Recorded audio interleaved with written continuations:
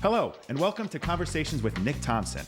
You may know me from Netflix Love is Blind, but on this podcast, we sit down with guests from all walks of life to hear their stories, remove stigmas, and understand what makes them tick.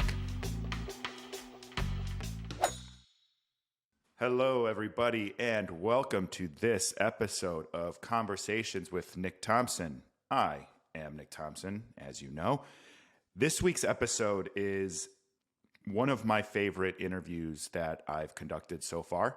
I feel there's going to be a lot of excitement around this conversation for a lot of you out there. What I've really been thinking about lately, as it seems like society is becoming more and more divided, and it seems like we are missing each other, whether it be in politics, whether it be social issues, whether it be mental health, whether it be overall wellness, whether it be in our work lives, we're missing each other a lot in society. And so what I've been thinking a lot about is how can I use my gifts, my luxuries, things that I have in my life to help somebody else. I walk around in Chicago. I love to walk, get sometimes 30,000 steps in a day. Helps a lot for my mental health. But I've noticed there's a lot more homelessness. I've noticed there's a lot more tents, people living in tents. In fact, just outside the park here, a gentleman moved in there and set up his tent, and he was there maybe a week before he was forced to move. I don't know where to. I still see him around the neighborhood. But really thinking a lot about some of the racial challenges that we have in our country as well. And there's just so much divide, and I feel the media only does more to divide us. One of the focal points of this podcast was I wanted to remove stigmas around mental health, around society issues, around politics, around work culture, work-life balance. But I wanted this other feel to it as well of how can I showcase and give a platform and have a meaningful discussion with good people or good humans doing something good for humanity. A person recommended today's guest to me because she aligns with that. And her name is Jesyka Harris, and we have a mutual acquaintance. As I was explaining to him what the podcast was going to be about, what my mission was, and what I was inspired to do, and the impact that I wanted to make, he recommended that I reach out to Jesyka Harris. And after looking into Jesyka and her background, I felt like she might be the perfect person who's a good human doing good things for humanity to interview and have a conversation with what she does, because she is a very dedicated human being. So I came into this conversation with Jesyka today, and I keep thinking to myself, which direction is this going to go? Because she is such an inspiring, good human being. She's an attorney. She's an activist. She is a fashion model. She's a mother of a 4-year-old boy. And I don't know how she does it all. But she's very, very passionate about homelessness, social rights, good humans doing good things, and really justice. Like, she is very, very focused on justice. But at the same time, her story is so compelling. She's mixed race.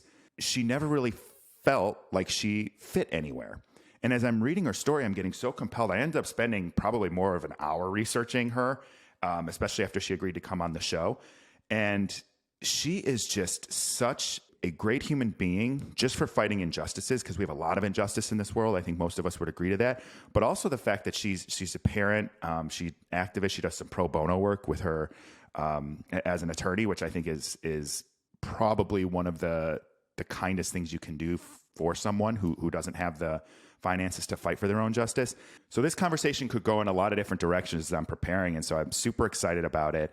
And having a conversation with Jesyka about what it takes to be a good human being, what we need in society, some of the challenges that she's faced in her personal life and professional life.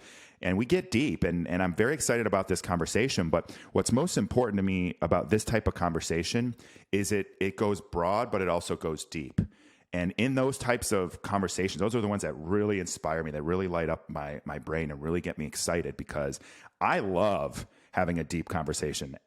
Anyone who listens to this show, hopefully figures that out pretty quickly. I would much rather talk about the world, solving these big problems. And Jessica and I talk about that. And we don't have all the answers. And we agree sometimes, disagree maybe other times. I guess we'll see how that goes. But I was very excited to go into this conversation. I had no idea where it was going to go.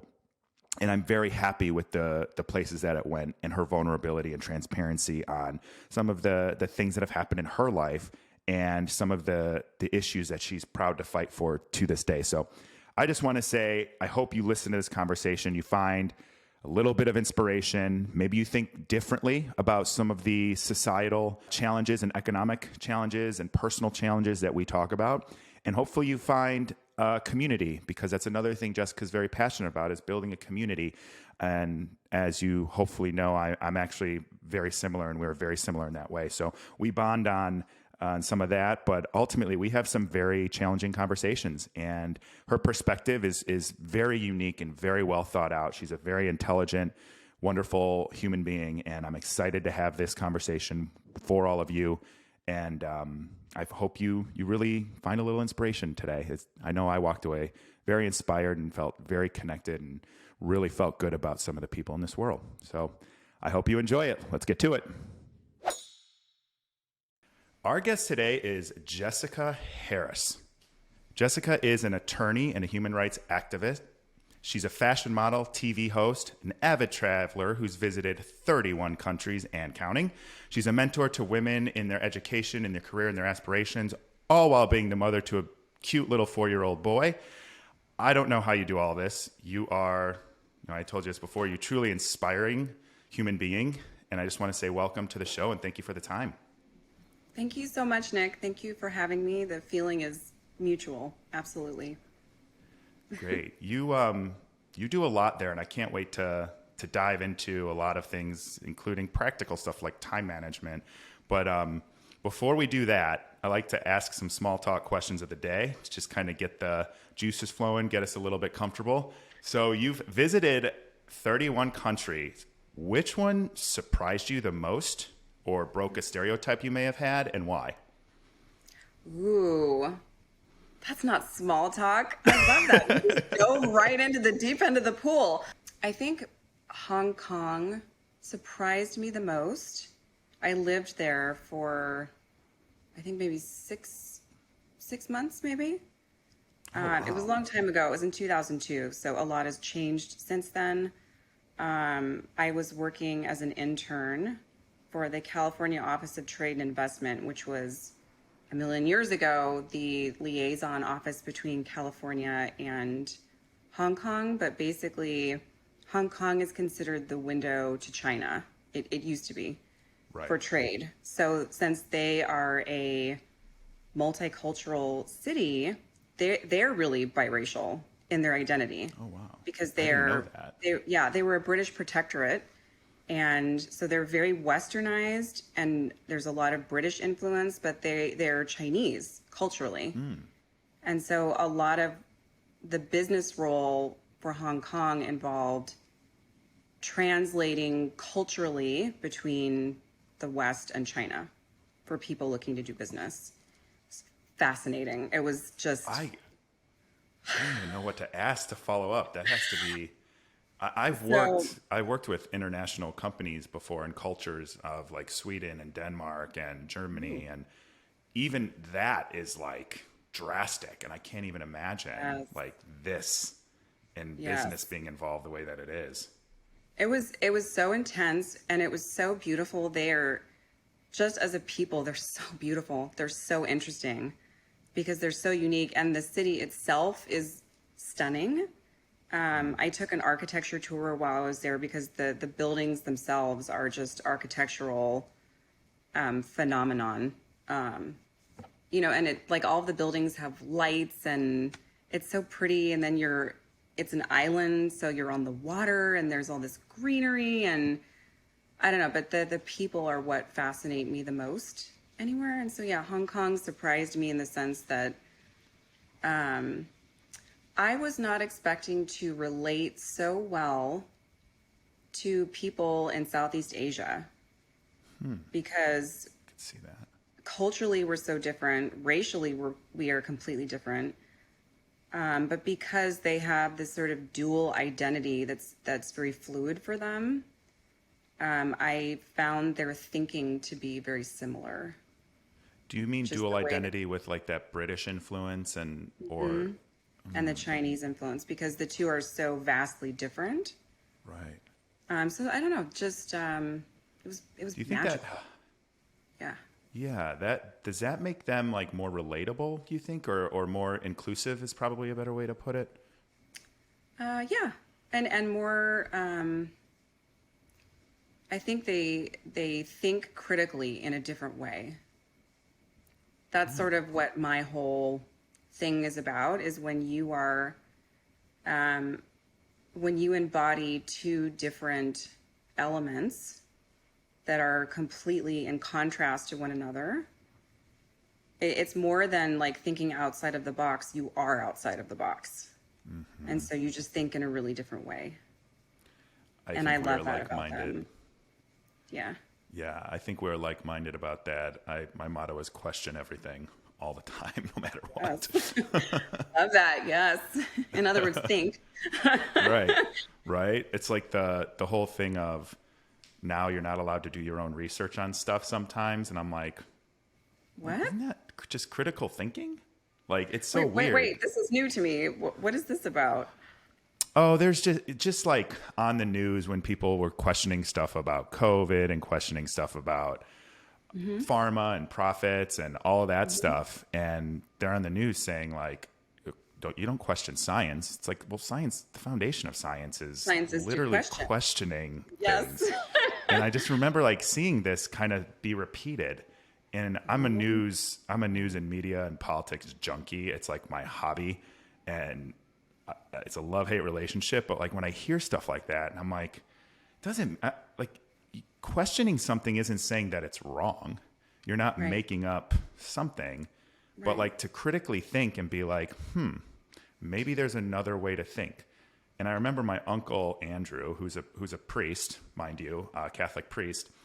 We went to Six Flags Great America when I was in 8th grade, I think. It might have been high school, early high school. And when we walked into Six Flags here in Gurnee, Illinois, everyone was going right because it's a habit. We go right when you have an option.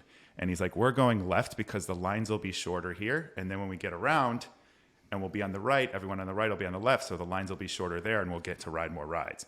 He's like, if you see everyone going right, wonder why no one's going left. And so love that. I know. love that. I Yes. know. And from my uncle, who's a Catholic priest, who's, very focused in the way that he thinks. So yeah, that's kind of been my motto ever since. If everyone's going right, I'm not going to go right. I'm going to be like, why is no one going left? And that's kind of my approach. But Nick, we are soul friends, man. Yes. Absolutely. I feel like we got right into it. But one other thing I wanted to ask you, because you're so multifaceted, because you have so many passions and so many hobbies and so many jobs in a sense, what was the first thing you remember wanting to be when you grew up or when you were growing up as a kid? Oh, that's a tough one. I wanted, it's so funny. I was looking through all of my childhood, what do you call them? Your box of nostalgic keepsakes. Because I was trying to clean stuff out, and I found this tape recording that I did in high school. I was always doing all of the leadership camps and seminars and whatever. I was a super overachiever. That's another story. Signal trauma. So I did this interview, and I was listening to the tape on whatever the local radio station was, and I was talking about how I wanted to be a Supreme Court justice, and I was certain that I was on this trajectory of going to law school. And I think the feeling was right and the feeling was there. I always admired activists. In school, other kids wanted to be, celebrities or models, which of course I also wanted to be, but I really thought I wanted to be the next Malcolm X. At 8 years old, I was like, I'm gonna be Malcolm X. I love So it. I think maybe, saying I wanted to be on the Supreme Court was kind of like what I thought people wanted to hear and to sound like I had it all together in high school. Right. So no, I think maybe it was just like the spirit of what I was saying was that I wanted to be an activist. Right. And justice, right? Yeah, justice. I mean, not going to lie, we could probably use you on the Supreme Court. So options still there. Thanks. I feel like maybe I can get more effective work done in other ways. Outside. I have completely shifted gears. I don't think anything's going to happen in government at all. I think it's going to come from activism in the ground up and making some very hardcore demands about what we want and shut it down until we get it.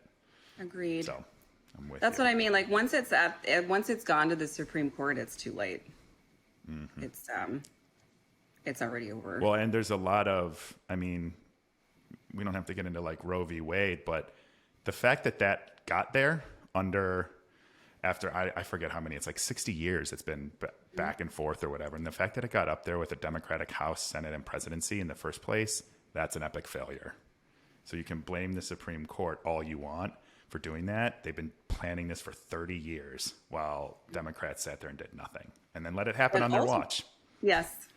But ultimately, it starts before that, right? It's not the fault of the administration or the politicians or the lobbyists. It's on us. Mm-hmm. It's really on us. Like, what are we giving our attention to every single day? What are we giving our money to? What are we giving our time to? What are we giving our presence to? And I think we know what's got our attention. Yeah. I mean, you're absolutely right. It's on us to hold our government accountable, and that's where it's going to have to come from. It's going to have to come from the ground up. And it can't be retroactive anymore. No. We've seen where that gets us, and it's absolutely nowhere. So I agree with you completely. I think we're done with the small talk questions. Wait, did we even do small talk? Wait, no. Ask me a small talk question. Let's just ask me something like totally surface and fun. Okay, let's do. What's your favorite binge snack food? Ooh, oh gosh, I love snack food. I'm such a junk food kid, which is tough when you have a small child because I'm like, no, you can't have any sugar as I'm stuffing my face. With cupcakes. I'm like, and he'll call me out and be like, doesn't that have sugar in it? I'm like, no, these are sugar free. Like, basically, parenting is just gaslighting. That's all it is. It's terrible. Like, every day we just gaslight our children to survive. I'm like, this isn't sugar. That is amazing. That is seriously hilarious. Gaslighting our kids. That's funny. That's my new favorite one about kids. My other favorite one was when, I don't even think I should say this, but I'm going to. I had a friend that was, when she had a younger kid, would just talk about Bennying the kid, which is just give her Benadryl to get her to go to sleep. And she wasn't serious, but it just became like an ongoing joke. Oh my gosh. That's terrible. I'm like, you want to go see a movie? Oh no, I got my daughter. I'm like, just Benny her. We'll go see the movie. That's so real though. Like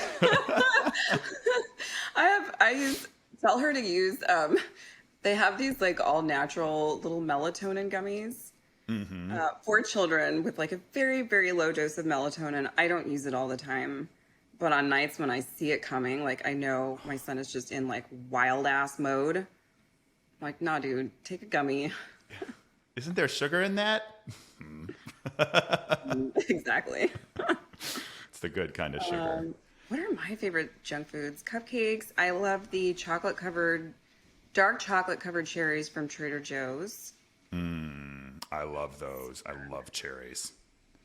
And as I've gotten older, I've become a little bit of a bougie snob. I make myself these mini charcuterie boards, but they're very like hood. They're not fancy. I don't put them on a nice wooden cutting board. I put them on a little paper plate and I just kind of shove salami and cheese in my mouth and buy a fancy spread and some almonds.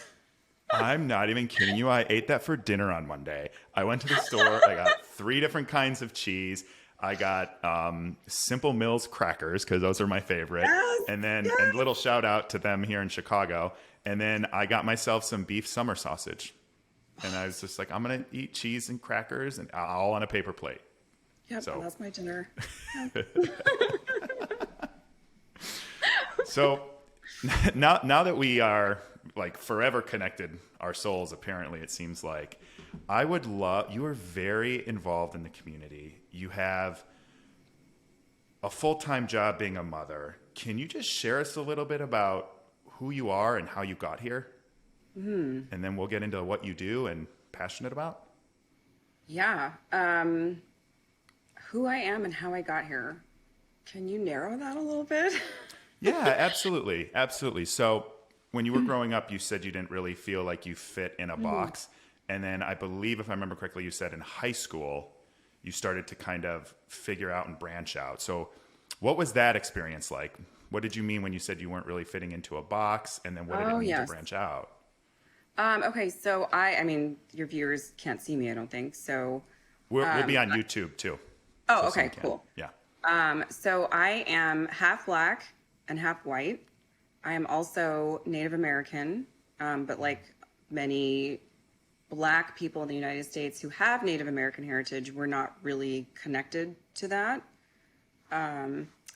So I think mixed people or biracial people, specifically people who are Black and white in the United States, are in a really a difficult and unique position because the racial conflict between Blacks and whites in the United States is quite literally woven into the fabric and the foundation of our country.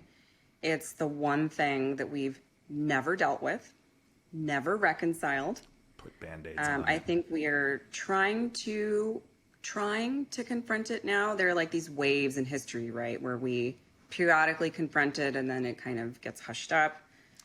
But as a person living in a biracial body, I don't have that particular privilege of being able to not deal with that conflict. Like the conflict lives in my body.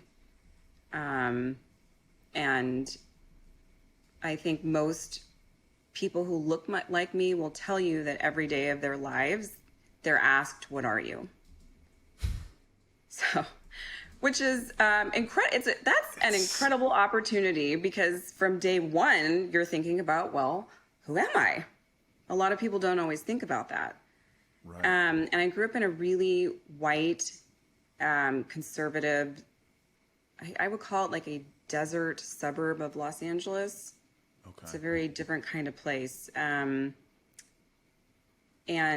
I just didn't fit in anywhere. It was primarily white when I was growing up, and then a lot of Black families and Hispanic and Latino families started moving in around high school, and a lot of Indian families.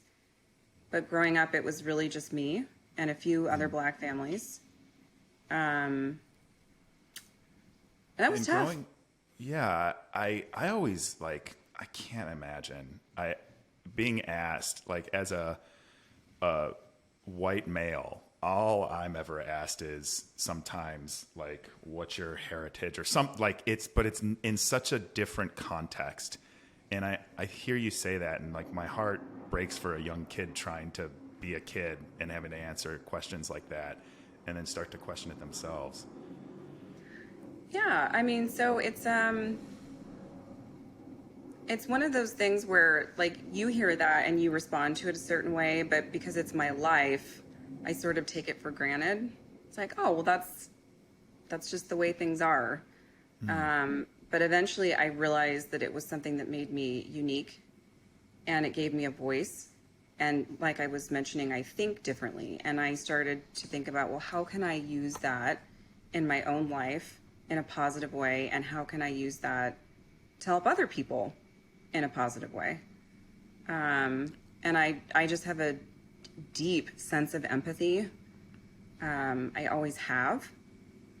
And I mean, maybe some of that is my upbringing. My dad was a disabled Vietnam veteran.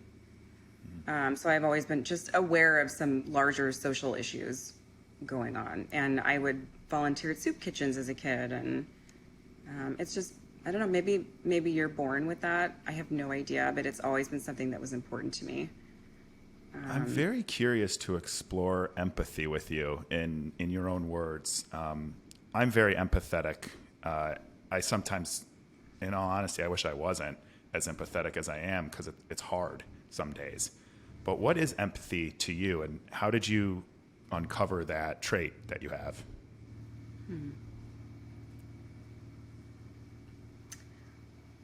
Now, to me, empathy, especially in the context of everything that is going on in our country, empathy is as simple as this.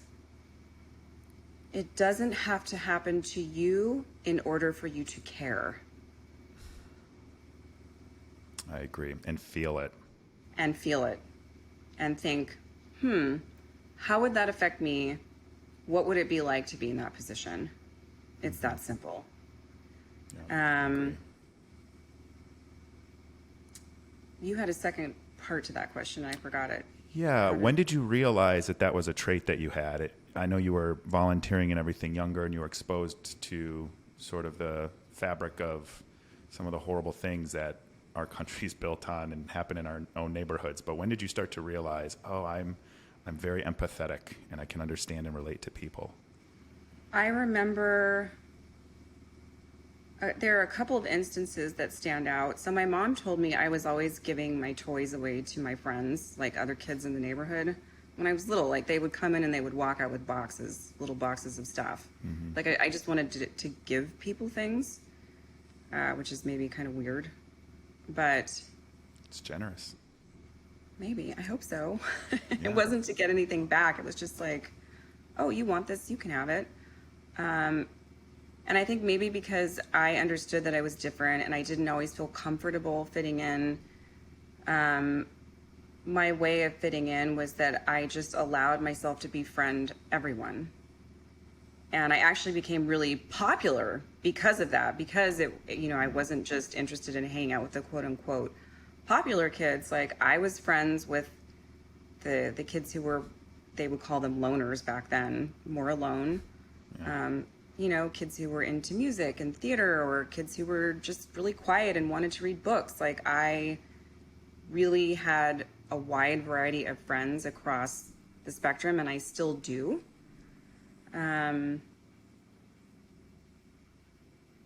So I think I remember feeling different in that way. I didn't necessarily know that was empathy, but I just noticed that I cared about other people. And I distinctly remember when I was maybe like 12 or 13, my dad took me to New York City, and that was a very profound experience for me. My dad is from Harlem, like the projects in Harlem, New York. That's where he grew up. And that's where my family still lived. So we were getting a bus, like an inner city bus somewhere, because cabs don't pick up Black people in Harlem. So we had to take public transportation. There was a man who came up to me, and he came like directly up to me, and I'm a little kid, not my dad. He asked me for money. He was like, please, I have HIV. I'm suffering. I need money for medicine. And I kind of tugged on my dad's arm, and I said, Daddy, I was like, can we please give him some money? And we did. But I remember my dad talking to me and saying, Jesyka, he said, you're really he would always call it sensitive. Yeah. My dad would always tell me, you're a really sensitive person, and that's a good thing. He said, but you need to also learn to protect yourself and know that not everybody's telling the truth. Yeah.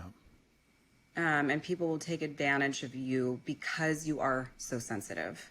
I think that's how that message got relayed to me as a young person. That is very, very insightful, especially to hear it at that age, I think, when you're kind of starting to go through puberty, figure out who you are, and be uncomfortable in a lot of situations, especially probably socially, at least I know it was for me. And I feel like him saying that to you probably helped you figure out how to put up boundaries, or to sort of have a detector. Or was that something that you struggled with or still struggle with? I would struggle with that for the next 37 years of my life. I really never, and it's ironic. My dad sadly just passed away a month and a half ago. Oh, my, He's I'm my so best sorry. friend and my soulmate. But I just chuckle because I still talk to him, and I'm just like, well, Dad, I finally got it. I finally figured out how to have boundaries and not be so gosh darn sensitive. Well, boundaries are okay. It's as long as you don't lose that sensitivity, that also makes you who you Right. are. Yeah. Right. And I remember, since we're quoting your dad, another one that I had read in one of the articles when I was looking you up a little bit was your dad said to you, no matter where you go, you are there. There Or you there are. you are. There you Yep. are. Can you tell me about the context of that and what that meant?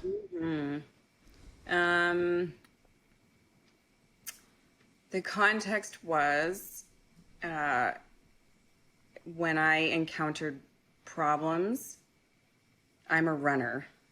That's for whatever reason, that's my baseline foundational instinct. It's not that I avoid conflict, because I actually run towards conflict when I see it's coming. I want to deal with it as soon as possible. But I don't know, when it comes to certain things that I can't figure out, or relationships that weren't working, or a job I didn't like, I would run. I would just split. And I think that's part of why I moved the heck all over the world. Just traveled so much because, to some extent I was running. And my dad would always just say, Jess, wherever you go, there you are. You take yourself with you. There is no running. You and all of your stuff are going to go right along with you, and you'll just recreate the same situation, because that's life. Life will continue to bring the lesson to you if you refuse to learn it. And each time you are presented with that lesson, it's going to be more and more exaggerated. So it's better to learn it sooner than later. Wow. And I have found that to That be absolutely unequivocally true my whole life. It's like a I balloon that just like blows up more and more and more if you just keep trying to like not deal yeah. with it. It will deal with you. I have never thought of it that way, and that is so. I mean, that's so right. That's so spot on. It sounds like you guys did have a very connected relationship. That's awesome, and he imparted a lot of wisdom that probably helped make you the person that you are, which is wonderful. Thank you. It's wonderful. So let's talk a little bit more about what you do today. You have, first of all, you're a mother, which my nephew just started first grade. I once in a while watch him for a few hours, and that's enough. So he's got nonstop energy unless you hand him the iPad. So what's it like being a mother, being an activist? You do some pro bono work too. I'd love to hear about that. What are all of these things that you're passionate about and that you spend your time doing day to day? I'm most passionate about my son now. So things look very different than they did 4 years ago. I've always juggled 2 careers. So I am a full-time practicing attorney. I just practice it a little bit differently. So I'm more of like a solo practitioner, and I don't take on more work than I want. I don't work at a firm anymore. That life was not for me. And I'm also really passionate about content creation, because that is how my modeling career evolved. I love creating beautiful imagery and videos and telling a story. That's my creative side, and it keeps me in balance with the cerebral side as the lawyer. Activism is something that it's just always been a part of my life. sometimes I was lucky enough to have it be the focus of my career. I worked for a human rights organization in South Africa for a while, and I got to work on like human trafficking and land reform and women's rights. And that was really when I was in my zone. That's my jam. That's the stuff I love. But at home, I think that we've got domestic stuff going on that I'm just as passionate about, working with veterans, working with the homelessness crisis, which I have watched evolve since I was a child. Since I was a child, I have been volunteering at Lamplight in downtown Los Angeles and Skid Row. And I worked in downtown, and I would walk around and I would watch all of these skyscrapers being built, you know, and just going like, okay, they're pushing up against the boundaries of this very delicate ecosystem that's supporting the homeless community here. And our homeless community is unique because if you go back and again, like I look at the history of things, during the Reagan era, there were mental institutions that needed to be reformed. They were awful. But the solution wasn't really a solution. It just became outsourced mental health care. So our homeless people, they have a lot of schizophrenia and mental health issues that's compounded by drug use. So anyway, that's another tangent, but I am more than happy to discuss homelessness. That is a passion of mine too. oh, wow. And I will say, growing up, and I've said this on other episodes too that we've recorded, but like we were low middle class at our best. My parents were divorced. They both worked. There were times when I look back, I'm like, I'm pretty sure we got evicted. We didn't move.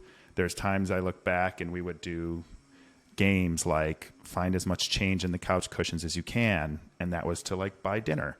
And so when I think about that as I've gotten older and homelessness in Chicago, these poor humans, by the way, they're human beings, are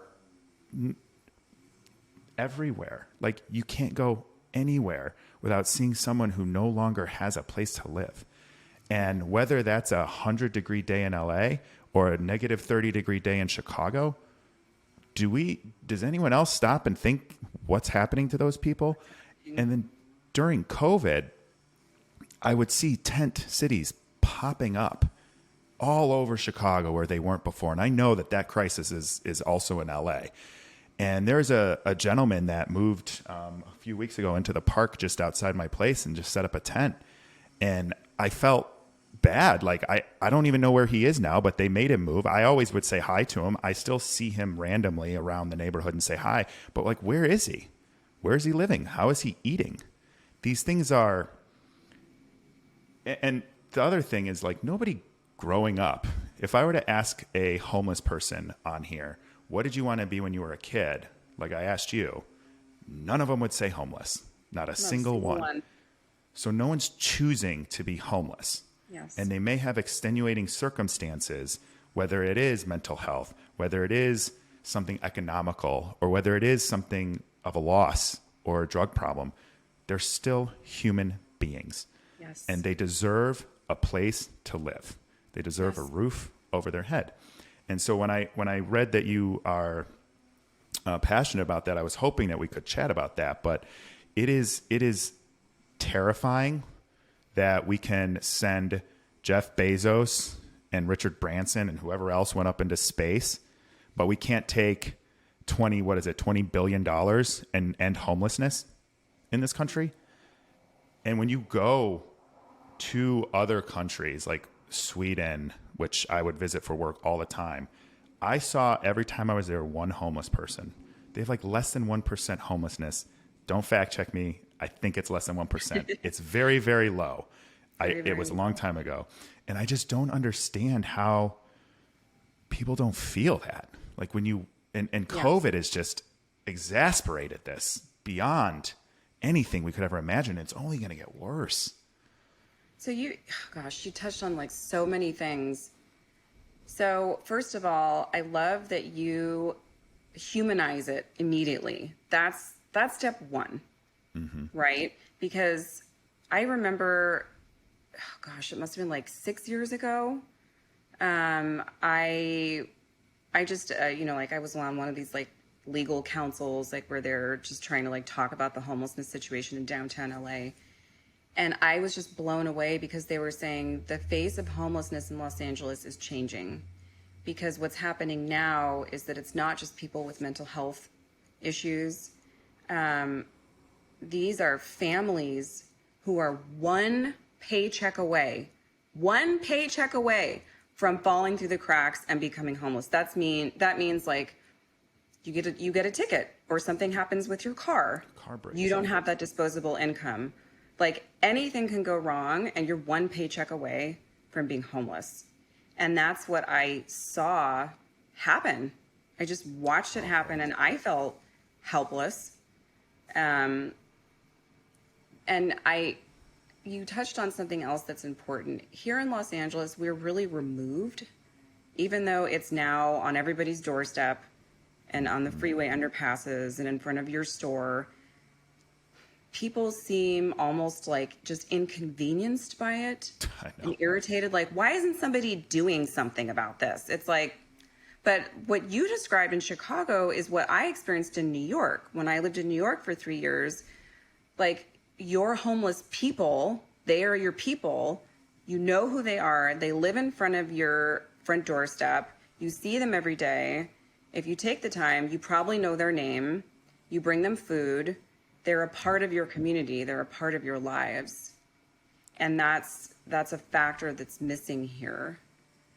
Yeah. So I don't know what we do about that, but I know that the first thing, like you said, is having empathy and really understanding like how these people get into these situations, that we are humans, and that it's the responsibility of the community. It's not just this distant, faraway politician's job to come in and present a save-all solution. Right. That's not going to happen. I completely agree. And one thing that I remember, Paulina, shout out to Paulina if she ends up listening to this. She, when I worked with this Swedish company, she came to work here from Sweden. I think it was about a year. And she was coming here as we were just getting started in the States. And she pulled me aside, and she and I would kind of talk about this stuff. And when she came here, like I walked her around the city and showed her like, here's a good spot to maybe live. Here's a good spot to maybe live. And I remember like she was alarmed by the number of homeless people. Mm-hmm. And she's like, people walk by them like they're invisible. And I'm like, I know. And so I always think back to that when I see someone. And even if they're asking for money, they're asking for food, and I don't have money or I can't get them food or whatever the case may be, I try to acknowledge them. Hi, I'm sorry I don't. A head nod, because they are part of the community. Yeah. And I do see a lot of the same ones. And, sometimes I'll even have a conversation with them, or I will pick up a sandwich or something. And unfortunately, like that's the best chance they have. That's the best chance they have to be seen. And like you said, the inconveniencing it's despicable. It's like, I always say to people who are like, oh, the crime in our neighborhood's going up. Oh, this is happening. I'm like, why do you think this is happening? Because we're in like an economic collapse and people are desperate. So unless we help them not need to steal, rob, or carjack, which just happened outside my building Sunday with a gun, carjacking, we don't give them basic human needs, food, shelter, clothing, maybe a job. If they can't have a job, get them agency, some sort of, the ability to make a life for yourself. Well, because you brought up the most important factor, because we don't see them. Mm-hmm. One of the most important things, I feel like all the soup kitchens I ever worked in, one of the most consistent forms of feedback I ever heard was, it's just really nice to be seen. It's nice to talk to someone. It's nice to have your company and not be ignored. Yeah. Have you heard of I really get on my soapbox about it because so many of these people are veterans. I know. And that's the kicker for me. It's like, you want to know what's happening to our veterans? They're being tossed out on the street. Yeah.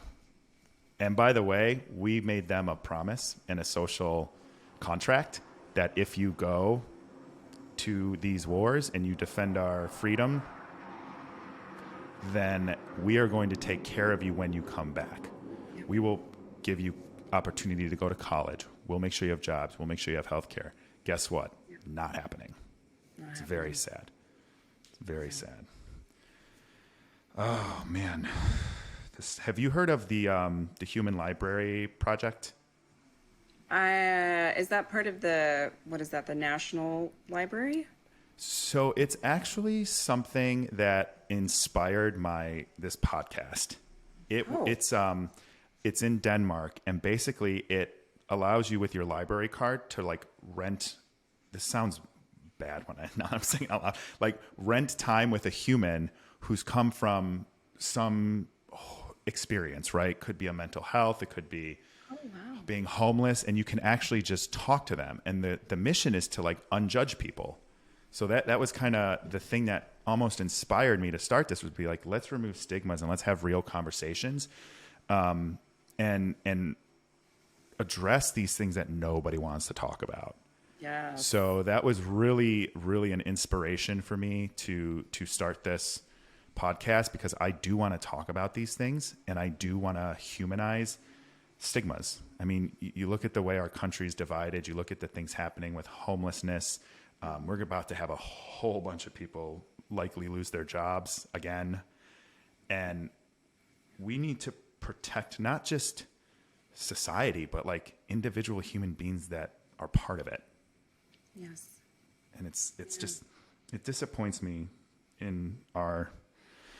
I guess it disappoints me sometimes that human beings can be so disconnected from one another. And I guess, a lot more cameras and stuff aren't helping with that, but it's disappointing. Well, I love your approach to being part of the solution. I think what you're doing is extremely impactful and powerful because of what you just said. Having the difficult conversations about the things that nobody wants to talk about. And I can get into this later, but I wrote a book about my life, and that's a big part of that ethos is, I think there's this thought form forming in this country that if we just don't talk about it, if we just don't pay attention to it, it'll go away. Which that's just not true. I can't think of one instance where that actually works. It's like saying, to your point earlier too, right? Where you were like, if you run away, it's just going to follow you. If you ignore it, it's just going to get bigger. It's just going to get bigger. Or like, to me, it's as insidious and unthoughtful as saying a doctor telling you like, you've been diagnosed with stage 4 cancer. Here are your options. And the person just walking out and saying, well, if I just pretend it's not there, it won't be an issue. I've been fine before I knew I had cancer, I was doing fine. So if I just continue to operate as if it didn't exist, it's going to be all good. It's nuts. So I am interested in having the hard conversations about the things we don't want to talk about. That being said, I think we also need to learn how to talk about uncomfortable things. Mm-hmm. People, and especially like our online lives, the online presence has really done a disservice to respect for other people's opinions, listening, actually learning how to listen to other people, critical thinking, not just regurgitating something that resonates with your own views. Mm-hmm. And it's really frustrating because I feel like we've all just been pigeonholed into these, like you're saying, these little stereotypes. Yeah. Oh, if you think this, then that. If you do this, then that. It's like, yeah. We're all varied. We're all complex. These issues are all interconnected. And if you sit down and talk to the other human being, you will find that the variance of disagreement is very, very small. Like, let's talk about Roe v. Wade. Okay, let's go there. No, so this is what I don't too. think. So conservatives think that liberals want to use killing babies as a form of birth control. All right, like so that's on its way out, like on its way into the world. That's the narrative that's being spun, and I say, because I'm apolitical, absolutely, but when I hear that, I say to people, "Wow, do you really think that's how people feel? Do you really think people use abortion as birth control? Do you really think that somebody just wants to kill babies? Because if I thought that, I would also be radical. Oh yeah, I would also me too. be extreme, because that's insane." On the other hand, there is something to be said for the preservation of life. It's sacred. Mm-hmm. And there really do need to be conversations and hard boundaries around when that's ended, how that's ended. Yes, my body, my choice. It's personal, but we have to look at all the systemic things that go into like whether I can have that choice. So I also don't think it's reasonable to say, well, this baby is going to die inside your body, and if we don't take it out, it's going to kill you. Medically, we need to take this fetus out, but you live in a state where we can't do that because it's still defined as abortion. Because then it's like, well, if you care about human life and this life is no longer viable, what about the mother's life? That's also insane. It's medically necessary. I think that's the opposite extreme. And I think if you talk to most people, they'll agree. They'll say, yeah, like the two extremes are insane. That doesn't make any sense. Nothing's black and white. That's the way it gets treated. Yeah. It's the way it gets treated. We're absolutely being polarized, and it's intentional. And people are so triggered, and they're getting so much misinformation on both sides that we can't even hear. We can't even listen to each other. And it's devastating. So I think that the work that you're doing is really important. I appreciate that. I'm trying. I feel, I'm politically like I'm left. Like I am, give me Sweden left. Give me some social democracy. Give it to me. But that comes from that foundation of I want us to give people basic human rights and dignity. There should be a dignity that comes with being a human being. Yes. And that's not begging for food as somebody walks by, especially in the United States where we have the money to do it. Yes. Secondly, with Roe v. Wade, this conversation has been a part of my entire life. I'm 37 years old. I learned about this like going to a Catholic school as a kid. Like you learn about these things, and there's such extremes. And now it's like there was nuance. There was conversations about incest, rape. Mm-hmm. Somebody is has a health concern, but that's all gone. It's not a straight line. There are different things that come into it. And whether or not you want to talk about when is too late, like that's a conversation we should have. To your point, if this fetus has a nervous system, they can feel pain. I think that's a conversation nobody has outside of deeper, podcasts. Really, at this point, they're not talking about that on any kind of news. It's just they're killing babies. They want abortion, all the way up to the kid's 6 months old. Like that's how it feels, and it's chaos. And there's no nuance. There's no way to come together because you're just getting propagandized constantly on each side. Yep. And that's the media. The media is failing us and dividing us every which way. And I can have a conversation with a communist, and I can have a conversation with a alt-right person. Okay. Right. Like I can talk to them and we don't have to agree on everything, and I can try to change their mind and they're going to try to change my mind. And guess what? That's how it's supposed to be. You get more information, you think critically, you hear someone else's point of view, and we don't have that at all. And it's very sad, very sad. Because everybody's experience is valid. That's the one thing that I try to express in everything that I do is I may not agree with you. Like I could sit down and talk to the Grand Wizard of the KKK. I could, and I could listen to him and say, tell me what brought you to be this person that you are. And I'm not going to disagree with anything he says because his experience is valid. That's his life.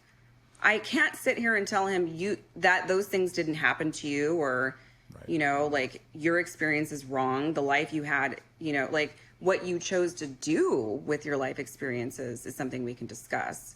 Mm-hmm. But we have to start with the baseline of accepting that everyone's experience is valid. I completely agree with you. And that's like therapy, right? You actively listen, and then you try to have some empathy. And then from there, they feel heard, the guard's down. And same with you. They have to give you the same respect. And then that's when you can actually have a conversation. And then we can meet somewhere in between, or someone can change someone's mind on something. That's just how human connections are supposed to work. It's so hard to watch what's happening with people. So I have a question for you, actually. Yeah. In this whole vein, because you are also a social media presence. So this is my current struggle. Mm-hmm.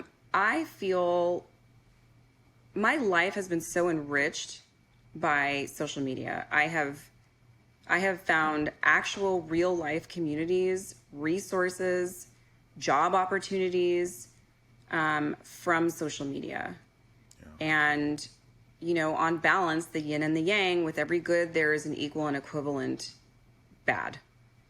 And in the same vein, social media has absolutely accelerated this polarization, the division, the lack of critical thinking, everything that we just talked about. And I'm really stuck. So I want your advice about how you continue to build community and keep your authentic voice and be this voice of critical thinking, respect, social change. I would just love to hear how you've been able to do that. This is the hardest thing about, getting famous or whatever, is that I do have very strong beliefs about things. They are formed, of course, some's opinion, right? But they're formed from my real life experiences. I used to really quickly I was editor-in-chief in college of my newspaper, and they were trying to censor me, which is illegal, and you are protected by the Constitution in college. And I was scared, and I ended up not continuing as the editor. And it was every time there was a controversial story, which, by the way, I understand sensationalism. These were not sensationalistic stories. They were very, very much things that were going on campus. And they were just things previously the paper didn't cover. And so as I, figured this out and I started covering these, I was being censored. And not officially, but they were trying. So I got scared and I backed away. And ever since then, I regret that feeling of not standing up for myself.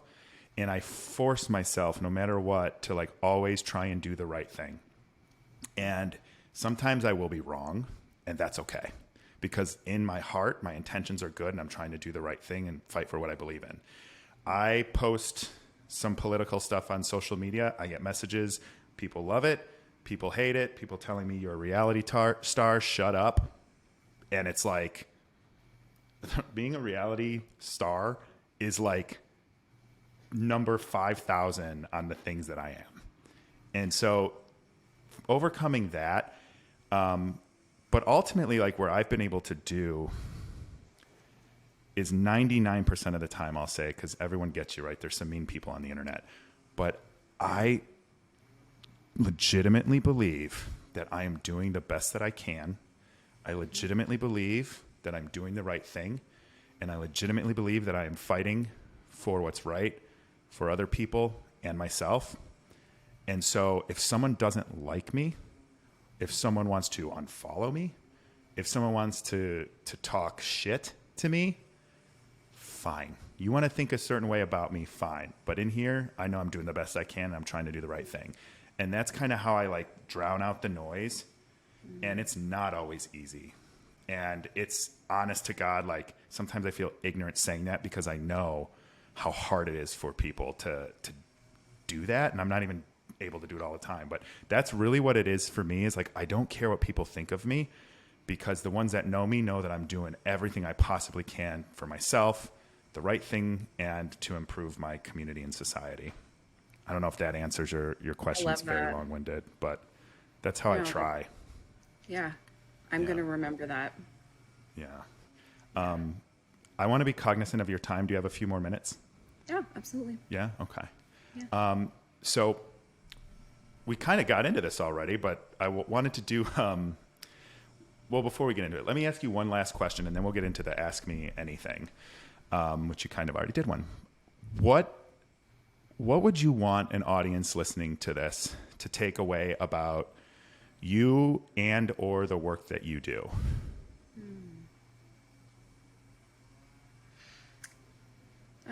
That I am a human being, and if you see yourself in me or connect with me or empathize with me, I'm here for you and I'm here for that.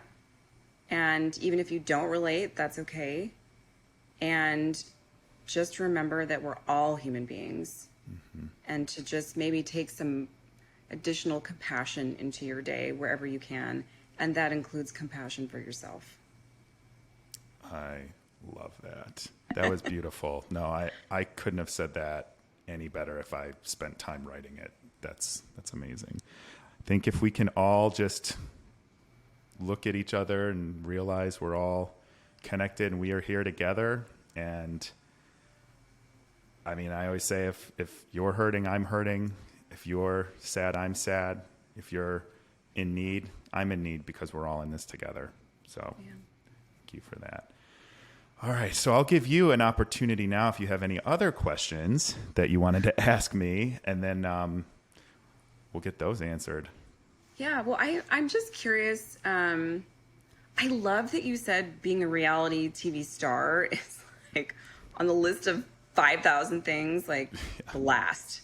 But do you feel like being on Love is Blind changed your life? And if so, like how and for the better? Or do you wish you hadn't done it? Or, I mean, obviously you're not going to say that because you have a beautiful wife you loved. Right. A great experience. So, right. But for the other stuff, I can definitely answer that. So here's the funny thing. I always knew I was meant for something. And there were times when I thought, because I consider myself similar to you, a storyteller. And that started when I was a kid. I've always told stories. Sometimes it was with action figures. Sometimes it was through writing. Later it became through filmmaking. I made some movies when I was in college and a little after. And I was always telling stories. Now I'm in marketing, so I'm telling stories there too. And so I've always been telling stories, and I felt like I had something else to do. I'm similar to you. I know somewhere I read and you said it today too, like you're always like grass is greener on the other side kind of person. And I am the same, but not like skipping to a new job. Well, maybe that too, but more so like, I think I'm meant to do something more. And so when this came up, and I heard of the show. I had no idea what the show was. I got recruited off of LinkedIn. I've said that, a couple different ways, but when I realized, and I'm ignorant too, I did not realize how big the show was. Like the week before it came out, I like casually told my boss at work in HR, and then like everyone in the company watched it. It seems like they're still talking about it. Like yesterday I have, I'm starting a new role at my job. And so I was meeting with my new boss, and he's like, we haven't had a chance to talk about this, but I'm a huge fan of yours. And da, da, da, da. And I was like, I watch a lot of reality TV. And I'm like, this is just never going to end. So that stuff, like I totally took for granted. But when I realized I was going to have a voice and a platform to do something good and probably get censored at some point, I wanted to, and it was hard, because this actually goes back to what I answered for you before. Like I had this moment where I was like, am I really going to take these stands and these beliefs that I have, and am I going to share them with the world? Because I'm going to be vulnerable in a way that I've never been before. And I hear guys like Joe Rogan saying, I can't read the comments because people are too harsh. And that guy's a cage fighter. Yeah, I mean, the biggest podcast in the world. Impenetrable. Yeah. And he can't read the comments anymore. And I'm like, if Joe Rogan can't read the comments, how is Nick Thompson going to read the comments? Oh my God. But, so I had this whole thing where I'm like, okay. And then I had that line. There's a line in the show where I was like, oh, we were just talking about capitalism. And, so it was like, I got a whole bunch of comment. What were you saying about capitalism? What were you saying about capitalism? And I'm like, well, here we go. So I went in and, I got an opportunity to go on a YouTube news show called Breaking Points, which was a dream come true for me to do that. And I just talked about how the media is dividing us. They're not doing anything about homelessness. They sit there and do all this talk and nothing ever changes. And the media is bought and paid for, and then they don't hold them accountable. So I just went in and I let it rip. And these are all the things that I've been feeling for so long in my life. And after that, like I don't know if they have 1 million. At the time, they had like 700,000 subscribers. They're very, very popular. And after that, I was like, well, it's out there. I'm just going to own it. And I'm going to do the best that I can, as I always do. And the people that tell me to stay in my own lane or, attack my criticism of Elon Musk buying Twitter or my commentary on Roe v. Wade, fine. Don't follow me. Don't listen to me. You can have your own opinion. So I think leaning into these conversations makes it all worth it, but not for me. Like there's no Brinks truck from Netflix that drops a, bag of cash off every day. Like I work a full-time job. Yeah, I know. Right. People think that like, it's weird. Like you don't get residuals. Maybe you should get negotiations. So you don't make money off of that. And so for me, it's like I'm investing a couple hours a week into this. I'm, investing in producers to cut it up and edit it because I'm working a full-time job. I have friends, I have family now. And so it is different than I expected. I'm, honestly, like I'm proud of myself for sticking to my guns because it is very hard to have integrity in this world. And I'm really, really hoping that soon enough, people don't look at me as Nick Thompson from Love is Blind. That falls down their list too. And they start seeing this Nick Thompson guy is really trying to do something to get back to his community. So that would make it worth it. Yes. I felt that 100%. Thank you. I appreciate that. It's hard. I mean, it's hard being an empath. It's hard having integrity. It takes you longer to get things done sometimes. And it's worth it in the end if you can really have an impact. And it's like you said about the community, like, you make a community, and if someone needs you or someone relates to you, like you're there for them. I love that. And I want to echo that for myself too. Yeah. Gosh, you touched on so many, like your experience to me is really interesting, like your background, because like you said, you're also very multifaceted and you've done so many interesting things. And I love how you just described your vision for what you're doing, what you're building right now. So as a fellow multitasker, how do you do all this? Like, how do you manage everything that you're doing with a full-time job? I have a mental breakdown at least twice a week, I think, but to be completely honest, the tough thing is, more than anything, to be completely honest, I am an introvert. I am always thinking, and even my downtime, my brain's going a mile a minute. And I used to think that there was something wrong with all of this happening with me. Like one point thought, oh my God, I have like some sort of weird borderline personality disorder because or bipolar because, I get happy and sad. And that was the empathy, right? Like if I'm around happy people, I'm happier. If I'm around sad people, I'm sadder. And, thanks, Google, making us all neurotic and self-diagnosing. I know. Oh, I know, right? I know. Hey, that is the bad side of doing your own research, right?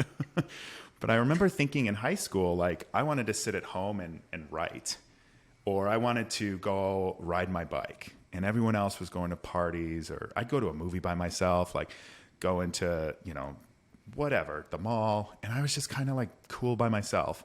So I think the hardest thing for me is I'm very prone to burnout when I have to be incredibly social, especially if it's not meaningful.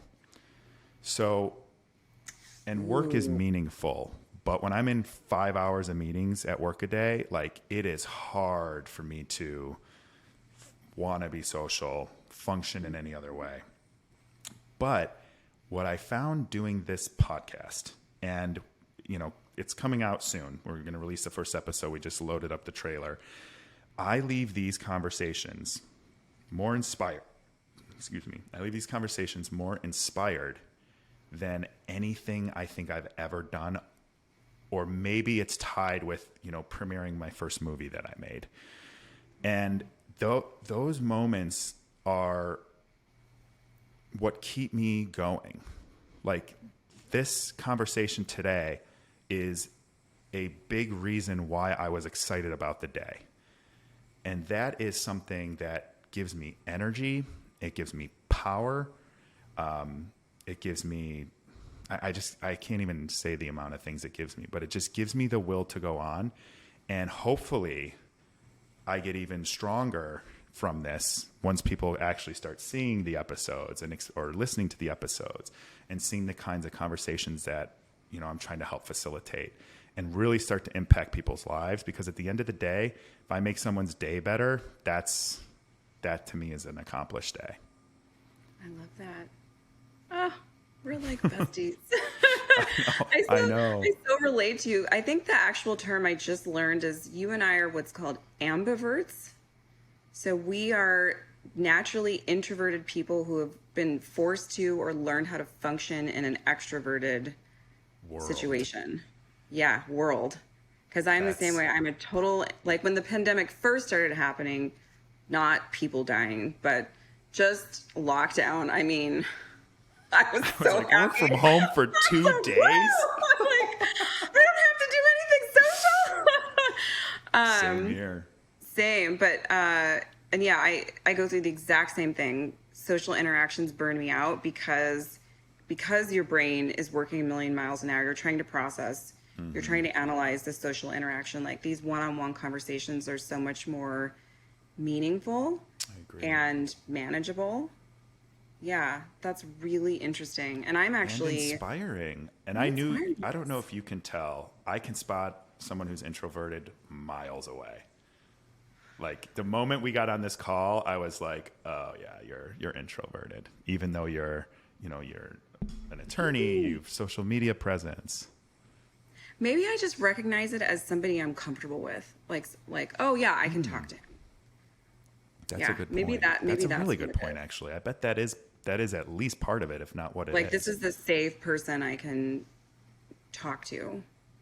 Yeah. Yeah. Well, that's in the mission statement, a safe space for people to have meaningful conversations. So I appreciate that. And I feel the same way. I mean, I did not expect this conversation to talk about the things we did. And I'm so glad we did, because I think it needs to be talked about, like you've been saying. Me too. Thank you. Yeah, that's awesome. Well, thank you. Is there any other question you wanted to ask? I'll probably think of it at like 3 a.m. I'll just email you. Then you just message me. Well, thank you again. This was an outstanding conversation. I think a lot of people need to hear it, and a lot of people need to take it in and reflect on it. But before we head out, is there anything that you would like to plug? Where can people find you on social media? Where's your website? You mentioned your book. Yes. So social media, I only use Instagram. It's at Jesyka, JESYKA _Harris, HARRIS. I have been offline since my dad passed on July 4th. Oh, and I'm not quite sure how I'm going to get back online, but I will find my way somehow. My website is unboxedlife.me, and I am getting ready to publish a book titled To Be Determined. I am terrified of publishing it for the same things that you talked about. It's the most vulnerable part of myself that I don't really like to share with people, how vulnerable it makes me feel. So I will What is it about? It's about being a biracial mixed race woman, and how that has translated into everything else in my life. Because it's just... Sorry, go ahead.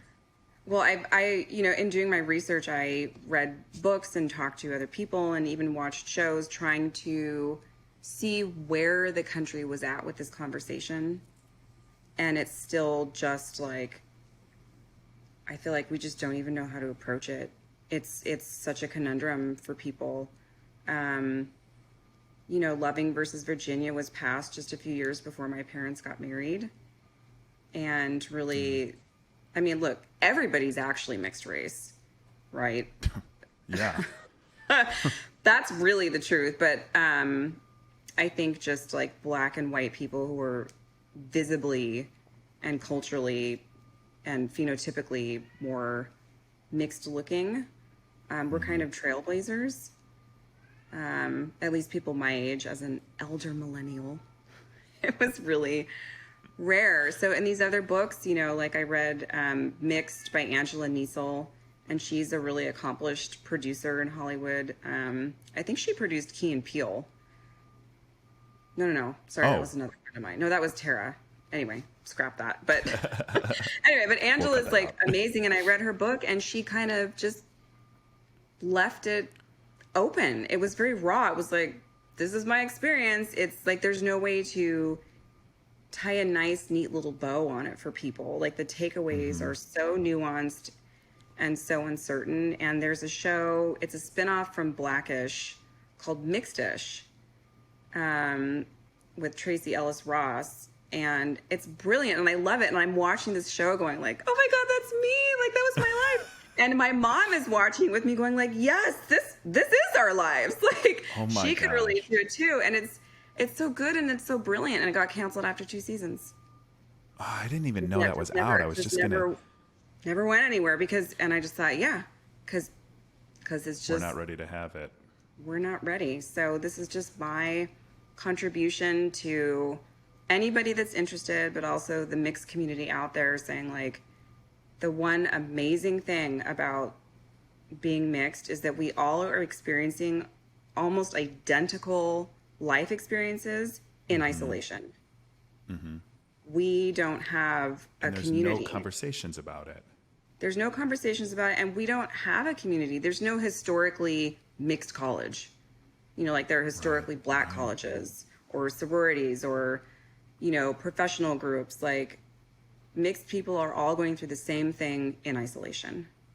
Right. And so this is my attempt to say, like, we can be a community and share our awkwardness because we're all flipping awkward. It is so awkward. It's so awkward being mixed. I'm going to say that. It's awkward AF. But, like, we can be awkward together.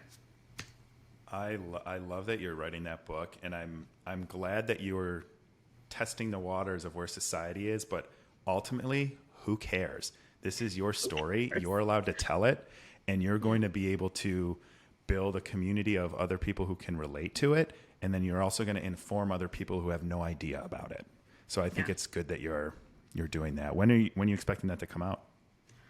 I don't know. It's done, and I've been too scared to publish it. Oh, really? Yeah. Okay.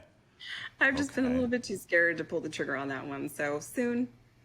I understand that. Well, you've had a lot going on too, so I think, once you start to kind of work through some of that, maybe it'll become clear.